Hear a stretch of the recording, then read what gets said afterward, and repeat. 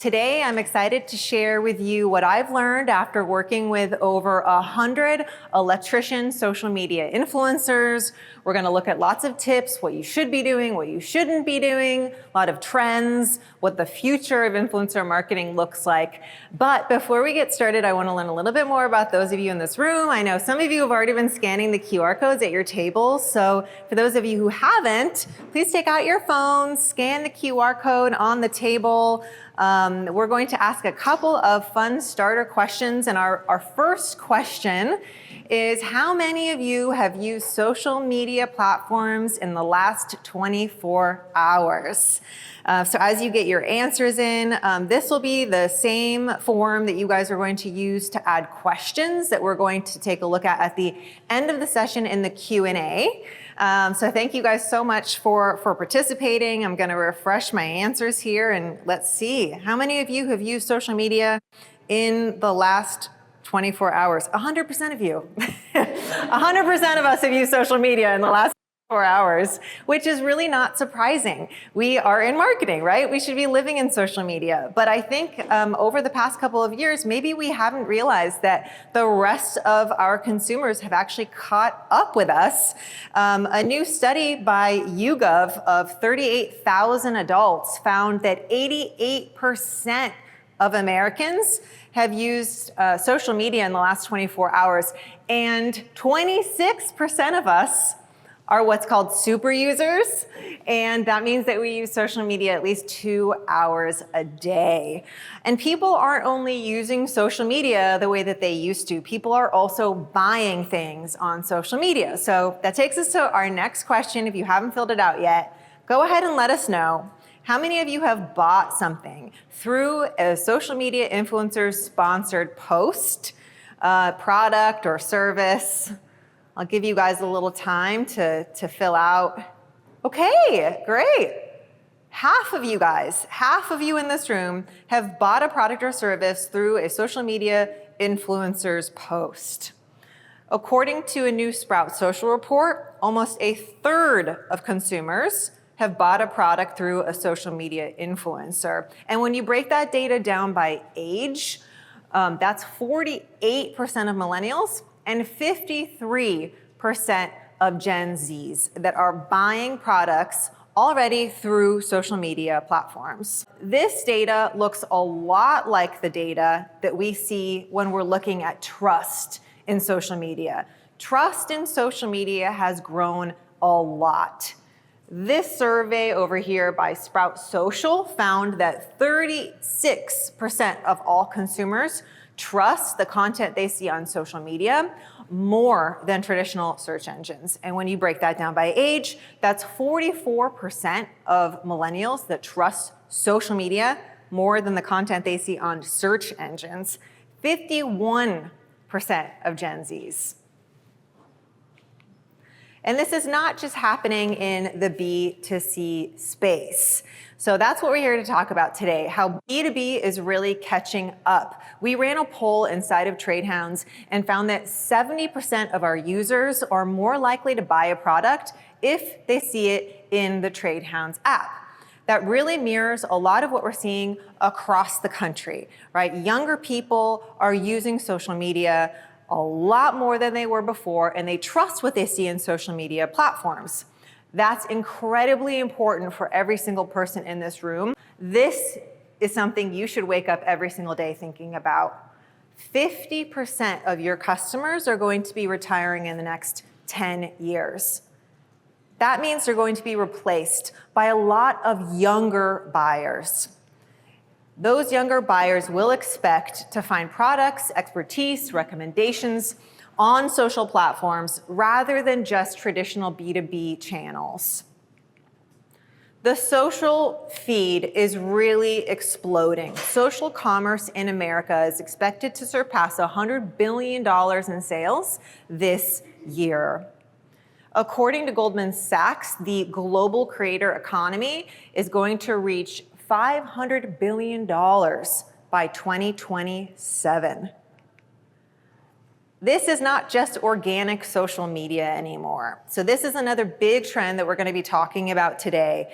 Now, a lot of brands are amplifying organic influencer content with paid ads. In 2026, paid amplification of creator content will jump 48%. Creator ad spend is now growing 4 times faster than the overall media industry. And according to a Creator IQ study, creator content now makes up 44% of paid media creative. 87% of them said that it outperforms traditional brand ads. If you look at the data from 2020, only 34% of B2B marketers were using influencer marketing. Now in 2026, 85% of B2B marketers are using influencer marketing. So influencer marketing is a big deal, right? We've kind of covered that. It's getting bigger. So what do you guys need to know to make sure that you're taking advantage of this wonderful trend that's going to help you reach more buyers and make more sales? Well, according to Sprout Social, State of the State Social Media in 2026, education was the #1 type of content that consumers want to see from your brands. And all of you here in this room know a lot about the products that you're selling, and your audience actually wants to know that information too. So education is really the #1 thing that I would say as you're looking at how you're going to increase your content, work with influencers, educating your audience is #1. So I want to show you a couple of examples of some social media influencers who we've worked with who do a really good job of educating their audiences. So if you don't know this first one, his name is KSPARKY. His name is Kevin Martinez, but he goes by KSPARKY. He's out of San Diego, and he just became a contractor, and he's been creating content on Instagram and YouTube, Facebook, for quite a few years now, and he's gained a great following of other electricians. So these are professional electricians that have followings of other professional electricians. So their goal is really to provide value to their audience, and help also make them money. So this is a good example of a vertical short, like 60-second video that we're going to watch, so that for those of you who may not have seen this type of content before, you can kind of get an idea of how electricians are using influencer marketing, which is a little different than what we've seen in B2C with more of like the fashion or beauty influencers.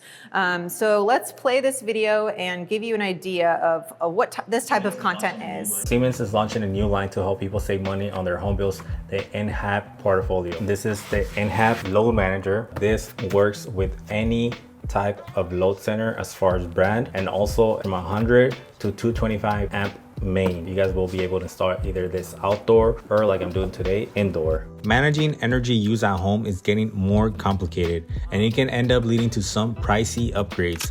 I'm saving my customers money by installing the Siemens load manager, which monitors energy levels throughout the day. This allows you to add new electrical loads to a home without the need for a service or a panel upgrade. As you guys can see, we have the NAED load manager here by Siemens. This is not live, but I still have my eye protection here just in case. Before we walk away, I am gonna torque every single terminal of these. Once you finish installing your NAED load manager, you want to start programming your relays. Looking at the instruction tables for this particular setup, I know that the relay for this home is to be set at 16.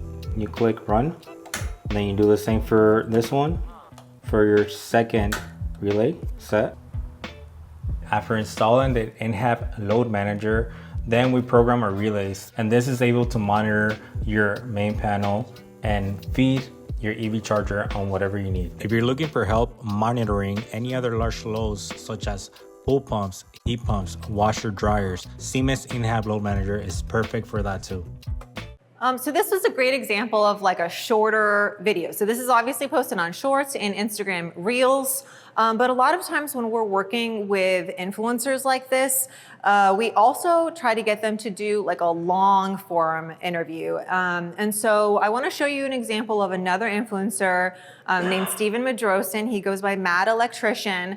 And he created like a 12-minute video, and we're not going to watch the whole thing, but I want to play a little bit of it so that you can kind of get a sense for the difference between vertical short format content and horizontal long format content that can be really useful for all of you to repurpose on your websites, at your branches, at will call, at your booths, at events.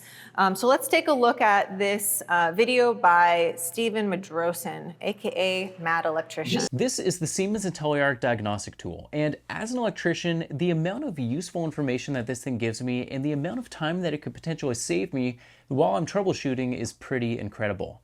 Now, as a full disclaimer, Siemens did send me this for the purposes of this review, but everything that I'm going to share in this video are my own thoughts and my own opinions.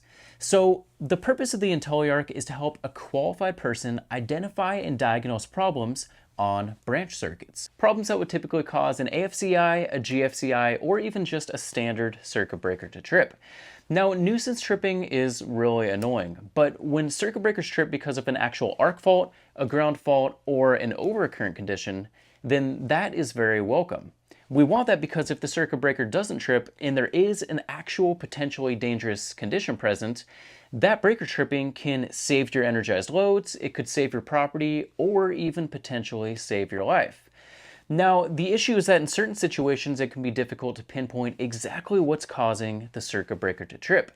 Is it a faulty breaker? Is there an issue with the wiring? Is something plugged in that's causing the tripping condition? So that's where the Siemens IntelliArc comes into play, and I want to explain how you can use this thing out in the field to troubleshoot faster and to solve problems smarter. Now, the IntelliArc can either be installed at the panel, or it can simply be plugged directly into a receptacle. Either of these options will allow you to analyze circuit conditions, and there's also a spot on the side of the unit that allows you to plug things directly into the IntelliArc itself. It can even run off of a 9-volt battery so that you can do some troubleshooting without being connected to power. So you guys can feel free to go on YouTube and check out the rest of this video, but for the sake of time, I just wanted to move on to give you kind of like a little sense of the different types of influencers you could be working with and the type of content that they can produce for you. Something else that I think is super important that you should be considering when you're working with these influencers and which platforms they're posting on and the duration of the content is your AI strategy. So especially now, YouTube content and long format content is becoming increasingly more popular again. And the reason for it this time is because Google owns YouTube. And not only is YouTube helping your SEO, but it's also helping your AEO, not only on Google AI summaries, but also on popular chat bots like ChatGPT, Claude, Copilot, anywhere people are searching for your products. You want these chatbots to be indexing the content, and YouTube is a really fantastic way to do that. And another way that you could really make sure that you're getting the most out of these influencers, something we've recently started doing is talking to the influencers about posting that content also on their websites. Not only posting it on their social media platforms, their YouTube channel, but by posting it on their websites or on their blogs, that also really helps signal to the AI and also SEO that this is really credible, that this is people that are big in your industry that are talking about your brands. So that's a wonderful tip that I would definitely recommend as you're working with influencers. Consider putting in the contract or consider, if they do have websites, adding that in, that they also post it there. So where do you find social media creators? Recently, LinkedIn announced that they are launching their own creator marketplace. This just went into a beta, which is something that LinkedIn has been testing for a while that will allow B2B marketers to find other professionals in their industry and also track any of their organic and paid content. Meta also announced a similar creator marketplace that helps you find and partner with creators. One of the great things about these types of opportunities for you to really find creators that are in your space is also the fact that it ties to a lot of your KPIs, your reporting on those platforms. And so that's a great thing about this. It's very new, but I do think one trend we're going to see in the future is an increasing investment in really creating like this new infrastructure for managing social media creator campaigns with the social media platforms themselves. And again, this is super new, so I think that you'll start seeing more of this roll out in the coming years. We also have a very new creator community that Claire over there manages. And basically what we do is people in our app or people on Instagram or Facebook will apply to join the creator community. They'll have to submit a video that shows them talking about a product, maybe doing an install. They'll fill out a form that basically explains, like, are you residential? Are you commercial? Where are you located? What is your level? Are you an apprentice, journeyman, master? Any information that might help brands better decide which influencers would really be a good fit for the types of campaigns that they're trying to run. And one of the things about the creator community that I'm excited about is that it really not only looks at like the bigger influencers that we've worked with, but it allows those other people who may not have considered themselves influencers to engage in creating content for brands on another level, which is really what we're seeing. A new trend, another trend, you may have seen news articles start coming out about this. Nano influencers are really becoming the new hot thing in influencer marketing. So of course, like, the big influencers with tons of reach and tons of views, I mean, they're always going to be great for your brand. And I definitely encourage you to take a look at some of those bigger influencers. Lex the Electrician is another really great example. She has amazing reach, right? She has a ton of views. She's much more expensive, but I think she's really worth the money. But what we're seeing now, in addition to trying to get those really big influencers, is a growing emphasis on smaller creators. And you'll hear me use the word influencers and creators kind of interchangeably, but influencers has kind of gotten like a bad connotation in our industry. And so even like the mega influencers are just starting to call themselves like creators. And so there's really no technical difference, but we kind of look at the nano influencers as more as creators, right? They're professional tradespeople that are creating content that have that expertise that you saw Kevin and Steven have. I mean, they could speak really clearly, and they're educated about this. They've gone to school, right? They've gotten all of their certifications. You can trust that what they're saying is right, which is a really great benefit of working with these types of B2B influencers. But there are smaller people who maybe have 1,000 followers on Instagram or TikTok or trade hounds that you could also be working with. And what we've seen, and a lot of the news articles that are coming out about this as well recently, is that those smaller groups might have a higher ratio of a conversion, because somebody who's a smaller nano influencer might have more people in their circle that are actual tradespeople, that are other tradespeople, whereas like a Lex the Electrician, I think every electrician follows her. If they don't, you should. All of you should as well. So look up Lex the Electrician real quick. But if people don't follow her, they should. But whereas those smaller ones have a higher density of like other peers, someone like Lex the Electrician might also be really great if you're looking for like DIYers, or if you're not only looking to target the B2B market. Lexi is someone who you could also use for like a B2C campaign, because her audience also has a lot of people who aren't electricians, just because she's so popular and big that she has a different ratio of followers. So you want to consider that as you're thinking about your strategy when you're working with like the bigger influencers versus the smaller influencers. The other thing that's like my favorite topic to talk about, and I'm so excited to talk to you guys about, is where else do you find influencers? They're already on your payroll. So I think employee advocacy is going to grow tremendously in the coming years. And we're already seeing a big shift in the way that social media algorithms treat employees versus brand accounts. So if any of you run social media platforms here, you may have noticed your reach is going down, your paid ads are getting more expensive, and that's not by coincidence, right? These social media platforms are really trying to not only make some more money off of you, but genuinely trying to maintain the community vibe that really was what started a lot of their platforms. And as more brand accounts have come out, they've kind of polluted the feeds. Like, we've all been doing this. We've been like ruining the communities a little bit with all of our like corporate speak.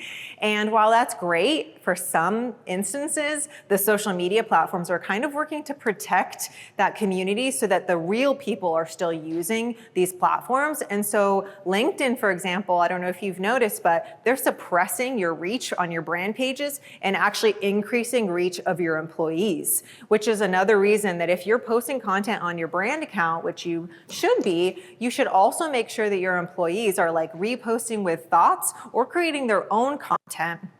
So I want to kind of show you some examples of different types of employee advocacy, because it really changes depending on the employee, right? So you guys have a lot of different people on your staff. You have a CEO, which is going to be very different than like a will call counter person, but all of them can contribute to increasing your brand awareness and also converting to sales on social media platforms. So let me start with real quick showing you another update before I show you some examples, just to show like how big this is actually getting. I don't know if you guys saw the news recently that TikTok announced a new partnership with Starbucks. They're launching EGC, so employee generated content campaigns. TikTok is able to then curate all of that content and enable Starbucks to actually amplify those posts. So not only can they get access to all of the reporting and the KPIs from the organic posts that their employees are sharing, but they're also able to like amplify that content with paid spend. So that is really turning your employees into a social media influencer, and that infrastructure is just starting. I mean, this like just happened. They're just testing this out, but I think this is only the beginning of getting infrastructure that makes it easier for you to execute all of this. So while we all wait for the rest of the platforms to kind of make it easier for you to execute this, there are some things you can start with. So I want to show you some examples of the type of content that we create at Trade Hounds. So this first video is something all of you could be doing. You could do it at this event, or you could do it at other expos. And this is an example. I think this was at IEC. Claire over there grabbed her phone, shot a vertical little vlog video of the ABB exhibit where they were doing like a fun gamification. And this is just a great way to scale the effort, the investment that you put into your booth, and make sure that other people who maybe can't attend the event can also benefit from that. And so this is something all of you with a cell phone can do. So take a look at this and think about like how it was shot, how it was edited. It's not hard to actually create. We just need to realize that this is something you can and should be doing. Woo-hoo! All right.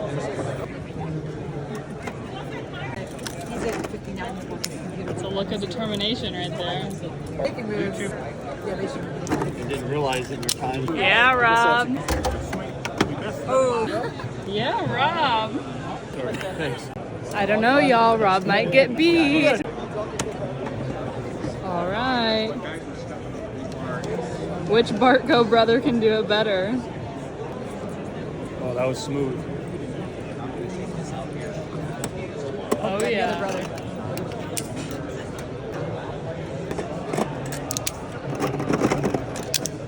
Oh, yeah. You got this, Andrew. Nice! No, that's good. I beat him. You beat him. Yeah, you did. All right, I'm gonna tell your parents. So at Trade Hounds, we have two brothers, the Bartco brothers, that work behind the scenes. And we force them to get on camera, even though they don't like to. And you can do that. You can just make them do it. And then eventually they get used to it and might hate you a little, but it's worth it because you get views. You get views. And people really like seeing other people behind the scenes that work at your company. So this is just like a fun, easy, simple way, and it's a vlog, right? It's a short little, you know, like not hyper polished video. This other example that I want to show you is a video that is very similar in the format. So take a look at the way that it was shot and the way that it was edited. And this is a behind the scenes video. Behind the scenes, BTS, I cannot say this enough. It's I think people are always just going to love it. People on the TradeHounds app loved seeing like, well, what does the inside of a Siemens factory look like? And our team was going there to shoot some content anyways. And so we're like, well, let's just shoot a vlog about it. So here's an example of the type of content that all of you can do if you ever go visit your branches, your factories. So let's take a look at this version. Hey y'all, Claire at TradeHounds here. Today is a super exciting day. We are out here in Fort Worth, Texas at the Siemens manufacturing facility. We're going to give you a behind the scenes tour of what it's like and check out their smart gear product today. Time to get suited up. Thank you. Guys, look how cool we look. Oh yeah, oh yeah. Did you know you were going to go on camera today? Did not. This is the HMI controller for our smart gear lineup. The breakers can be exercised on or off. Everything can be done safely from this control panel. This is kind of what the smart gear looks like. That gives you all the information about that breaker. We can put it in maintenance mode, which makes it safe to go in there and do preventative maintenance and regular maintenance on the breakers. I've researched all of this, seeing it in person, it's really cool. So this is our switchgear room, our electrical room. 5 lineups, one of which is a smart gear, which is on the end.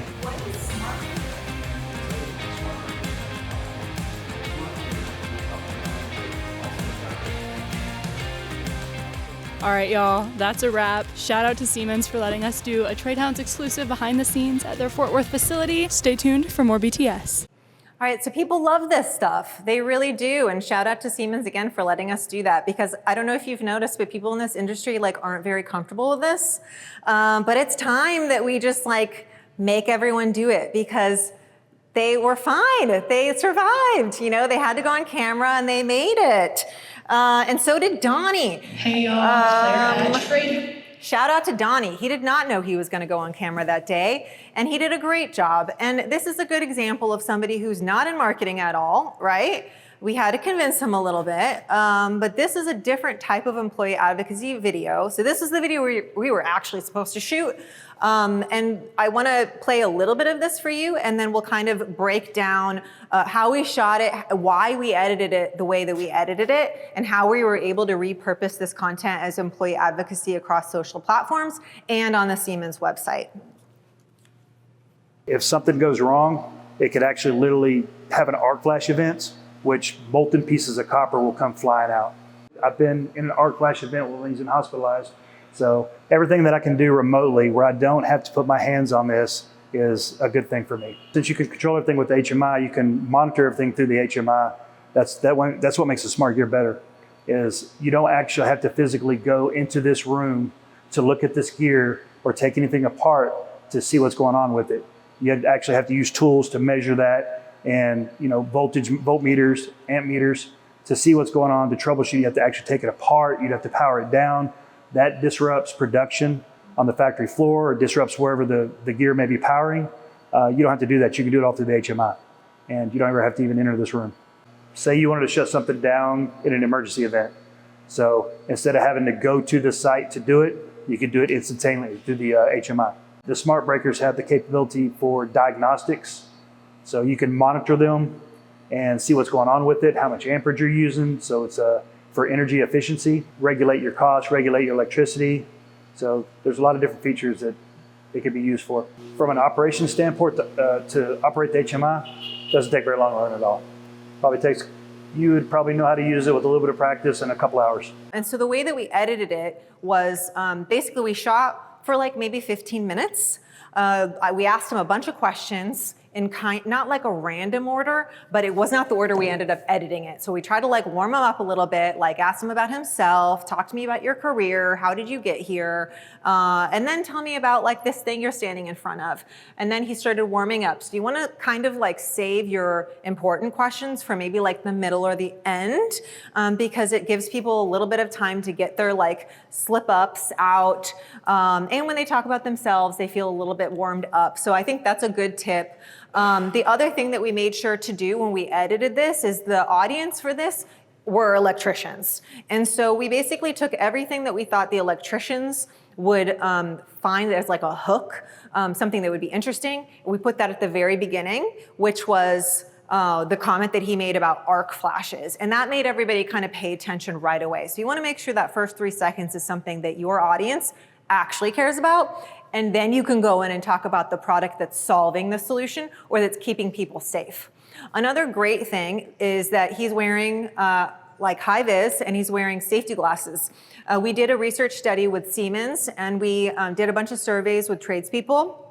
We showed them a bunch of different ads, and we asked them, like, which ad do you prefer, this one or this one? And we went through a bunch of different exercises with our users and found that most of the users will be more likely to watch a video if the person in the video or the person in the image or the person in any kind of collateral that you're creating is wearing like high vis or wearing safety gear. That was not only in like the quantitative data, but people added it as comments, like many people. So if you are creating content, put on a vest or some glasses, and you'll be surprised at like how many people actually watch that content.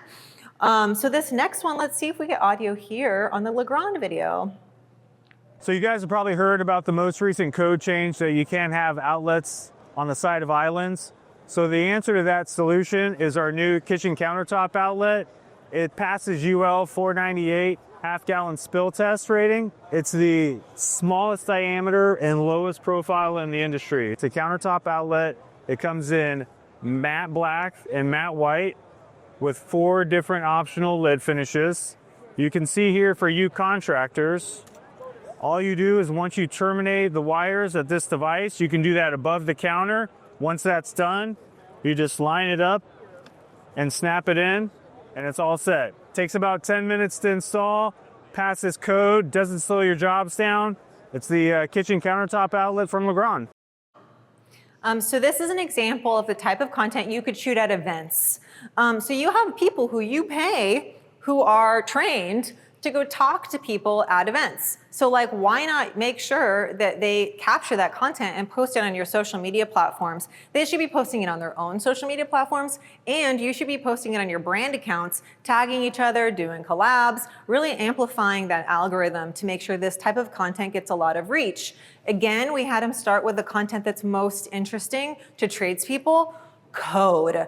Like, my goodness, Sona over there runs our quiz of the day in TradeHounds, and every time we have a question about code or safety, those are like the 2 most clicked on topics. So make sure you're really considering, like, what does your audience actually want to watch? And this was fast. I mean, this was like a quick little video, great for social media. We posted it on TradeHounds and across all the other social media platforms. So shout out to Legrand for letting us do this to them. But we didn't even know him. We just made him do it, and he did it. And so imagine like you being able to tell your coworker who you're friends with, and they'll listen to you. You just got to try. You just have to ask them to do it. And I definitely recommend, it's an easy way to create content. You're already set up at a booth anyways. You're already ready, prepared to talk about something that's already been approved by all of the brand gods at your company. So this is a great example. It's a super fast one. I'm going to show you a tiny bit of a long version of this. So at this event, we also interviewed 2 people from Siemens. They gave a super in-depth product demo. I'm going to show you just a little bit of it and then explain the difference between how you would use the first video versus the one that we're watching here. An important thing is if you're using the power supply and you plug a load into the IntelliArc, you're monitoring an individual load. However, if you want to monitor the entire circuit, you would take the rocker switches to the B position, and the IntelliArc comes with a set of banana cords. You would install this in the load center between the breaker and the load itself. So here I'm going to demonstrate what a real arc looks like. We have our IntelliArc ready to capture a trip event. I'm going to separate the hot wire, and the breaker should trip.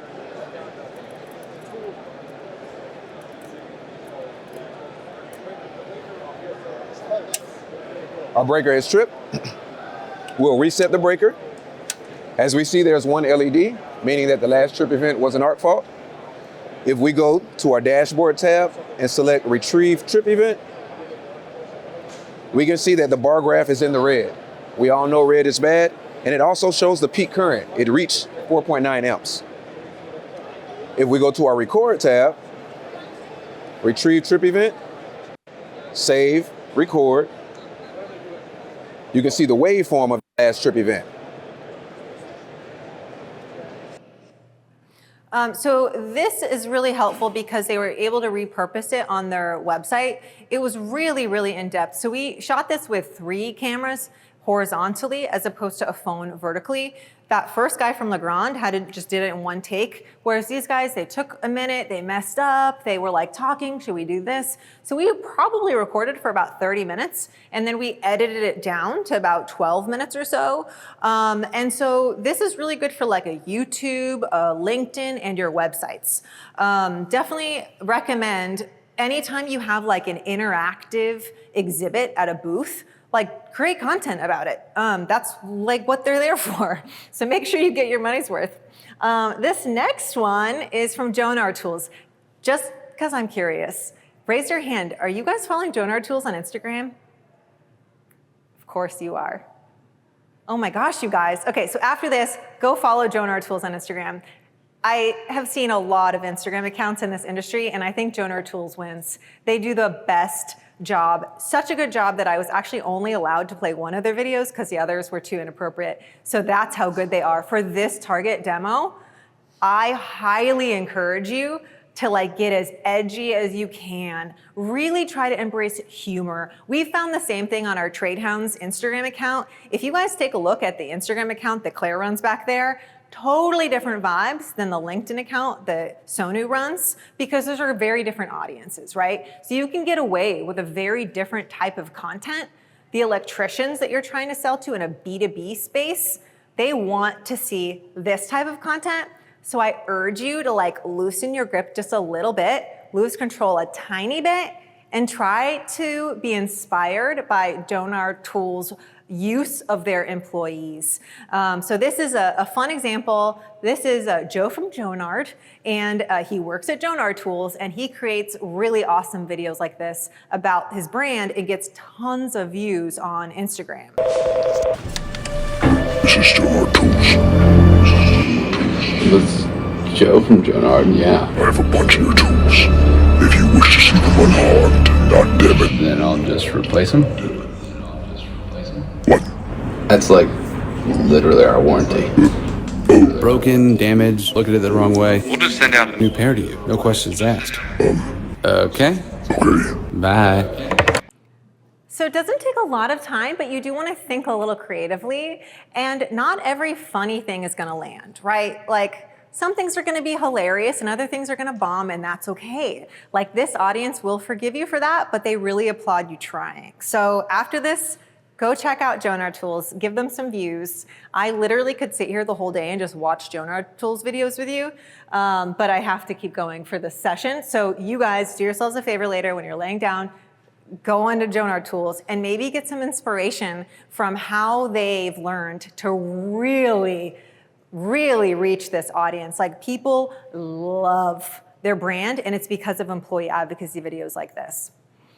This last video that we're going to take a look at is thought leadership, right? So you're not going to see Demi Miller creating a video like Joe from Jonard. They're just not the same persona, and they're not targeting the same people. This is an example of a higher up leader at ABB that's talking about a topic that's very important in our industry. So very different style, very different purpose of employee advocacy content. This video, I think, ended up being about 10 minutes, but I'll just show you a quick clip. When we think about what this is doing for the industry, there's some really interesting statistics. So, 2024 up until today, about 4.5% of the US electricity is being consumed by data centers, right? And then we project out what's that going to do in the future. By 2030, it's going to be more than 9%, almost 10% of the electricity will be consumed by the data centers. So for us at ABB, it's about having the capacity, having those American-made solutions, but it's also about reducing the energy consumption.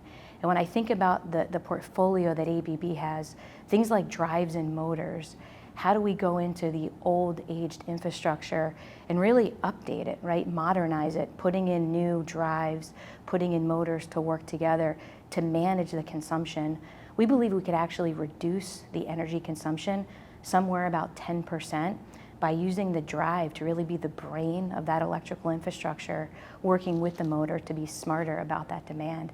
So look, the demand's going to continue from data centers, but we also think there's a lot we can do to be much more proactive, with NEMO, but also with the solutions that ABB has. So there's another type of content that we haven't really talked about yet, And it's people who are smaller than nano influencers. And those are regular people that may not have any following on social media at all that can give you really good UGC. So we've been running some creator community campaigns. These are some examples of videos that Claire has gotten for ICM controls. And I'm gonna show you an example of this first one. And then you're welcome to check out more of them on TradeHounds. You're gonna see this type of content a lot where the electricians spend their time on social media platforms. Today we are installing the ICM 517 alpha light surge protector. It's going on an AC disconnect. Some cool features about this little guy is, one, it's small. You can put it outdoor use, or you can put it indoor, like the panel itself. Do a little prop work here. We're pigtailing since there is no second lugs to the disconnect. So we're going to pigtail to the device itself. And once everything is installed, the light to it. So this video goes on for a while, and for those of you who are maybe in video production in this room, it might like break your heart a little bit. Or audio, right? He's not using a microphone, he's waving his camera around. And a few years ago, I think we kind of started seeing this become a lot more popular on social media. And I have to admit, I had to just get over it because I was so used to like, you have to shoot on a tripod and it has to be perfectly lit and you have to have your microphone and then the cable can't be showing. And then there's all these things that you learn because you guys are all professional marketers, right? So we have these rules that we all had to abide by. You know, the TV journalists in this room, like if your mic cable was hanging out, it was like the end of the world. But things have really, really changed. And this type of content is actually much more trustworthy than the type of polished content that I love to make and that I mourn every day. This will get you views and will get you sales. And this didn't cost ICM Controls anything except for the product that they chose to give away. I will say, when you're doing this type of UGC content, you have a much higher chance that people are just going to take your product and kind of ghost you. So that's definitely a risk. Anytime you're trying to get content in exchange for product, maybe you don't have a contract, you're not paying them anything. I don't really know if 50% is an accurate estimate. Maybe 50% of people will be really happy you sent them a product and you'll never hear from them again. But the other 50% can create great content, and then you can go back to them, get them to create more content, and they can become really great brand advocates for you. And I encourage you to reach out to your customers and start including them in this, right? Do you want this free product? In exchange, create a video for us, post it on your social, give it to us, right? And we could repurpose it across our social media platforms. So there's all different ways that you could be getting content from big social media influencers, small social media influencers, your employees, your customers. I mean, content creators are everywhere these days. We all have iPhones now, and they shoot really high quality video, and it doesn't really matter if it looks like this. And in many cases, it actually helps. So where do you get started with this? One of the things that we do to get user-generated content in the TradeHounds app is to run campaigns. We just ran one with Wesco and Eaton, where we were giving away like a branded Bluetooth speaker. We've run campaigns with City Electric Supply, where they were giving away Milwaukee drills. We've run campaigns with Siemens, where they were giving away an InHab smart energy monitor in exchange for some type of content. So you don't have to do this on TradeHounds. You're welcome to. Right now we're doing free giveaways in case you want to stop by the table and learn more about it. But you can do this on your own. You can do this on your own Instagram. You can do this on your own Facebook. You can do this by emailing your customers. You could put up signs at your will call and get people to give you content in exchange for giving them some type of tool or material. So this is a little different than the one that I showed you in the last slide. That one was really where you've like selected one person or two people or three people and you like give them this. This is a competition that will also increase your reach on any of those platforms. Anytime we run these, like for example, this one we just ran with Wesco. And so in order to get this product, you have to post an Eaton product using hashtag Wesco. And then all week while the campaign was going on, you saw hashtag Wesco, you saw Eaton panels, And it's just a really good way to get a lot of visibility in the app. And then maybe one person wins. And so there's different ways that you can incentivize people to give you content. And it doesn't just have to be video content. I can show you this example here on the left of Klein Tools repurposing a lot of content they've gotten on TradeHounds, which is a little easier for like the tool manufacturers because their tools are really ubiquitous. So like people have Klein like laying around. So what we did with them was like grab your Klein tools and give us a product demo or a review. And that was really an easy way to get a lot of content that not only popped up in the TradeHounds feed and on other social platforms, we were also able to license that to Klein to repurpose it across their other digital platforms and social media. And so video content is great, but you can also ask for testimonials. And so in this middle example, that's the result of our City Electric Milwaukee giveaway that I showed you, where the call to action was to comment on the post and share what you love about City Electric Supply. In this example, we got over 400 comments of people being like, I love City Electric Supply, it's great because of all these reasons. And then some of the users were like, I've actually never shopped there, but I see this popping up a lot because it's getting so many comments, which is driving reach and visibility. And they're like, maybe I should check out City Electric Supply now. And now you can see City Electric Supply using a lot of the testimonials as quotes across their other platforms. The last one is a good example of pictures too. So it's not just video, it could also be comments and photos. So as we start kind of getting wrapped up, we're going to start getting to the Q&A session first. I have a couple of best practices that I want to go over. And the first one is how you can stop killing authenticity. I think that's the number one thing that marketing people, because we like love control so much, we want to make sure everything is perfect, or at least I do. So I have to like really tell myself to like let it be authentic, let it be messy, because if I get involved a little too much, then I take away a little bit of that magic that comes with those authentic influencers. And so let's talk first about what you should not do. Some of the things I've seen companies do that just suck is we'll send you more info later. Anytime you reach out to an influencer and you say like, we'll talk payment later, it's like automatically no. Like the influencers that you're talking about here are B2B influencers who have full-time jobs. They're not sitting at their desk like we are all day flooded with emails. They barely even look at their emails like ever. Like they are not like us in this room, right? They're not reading emails all day long. Maybe they'll see your text after their 13-hour day, and maybe they'll have the energy to respond. But you have to understand where these people are coming from. The reason they're so valuable to you is because they are real electricians. But real electricians are really busy. So don't just like email them and be like, I have this idea, we'll talk about these important details later. And then I'll send them another email, and then I'll send them another email. Like, please stop doing that to them.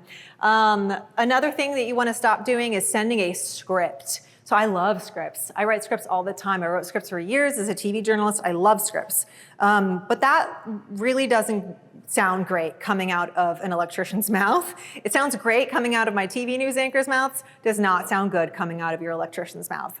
Also, don't expect them to answer your emails. Like they're much more likely to answer a DM on Instagram or a text. So this next list is what you should do. So reduce those touch points, right? Be really mindful and respectful of their time and their commitments to their actual job. So compile all of the information that you have in just one communication and know what you're asking for before you reach out. This is something I see again and again. Manufacturers like, oh, I want to do this influencer campaign. I know what the product is, but I have no idea what type of content I want. Do you want UGC?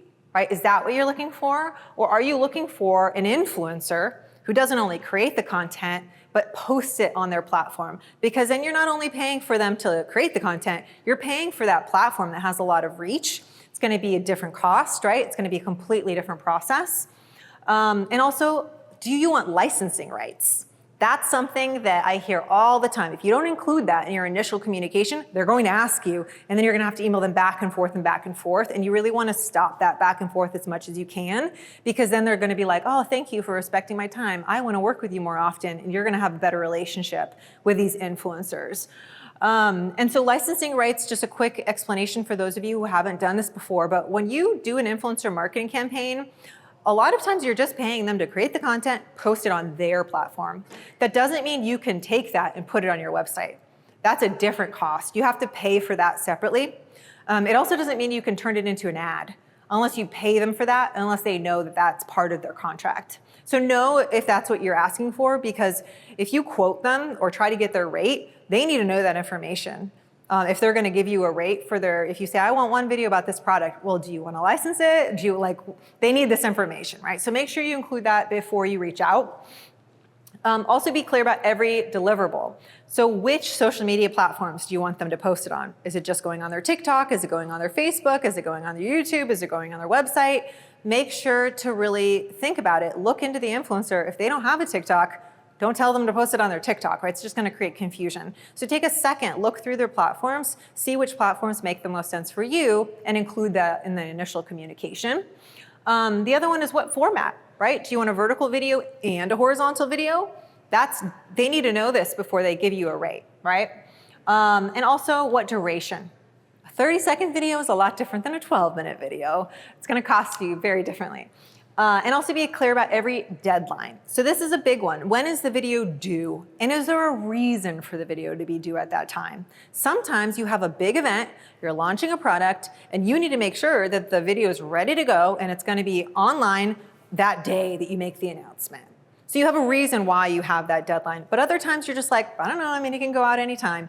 Don't give them a false deadline, because they might say, oh no, I have this work thing and I can't do it, I can't commit because of that deadline. So you might lose an opportunity if you're not transparent about what your actual deadline is. Also make sure that you tell them when will your product arrive? So if you're shipping a product to their house and they're out of town, all that little coordination stuff, it really helps make it more of a seamless relationship with your influencers.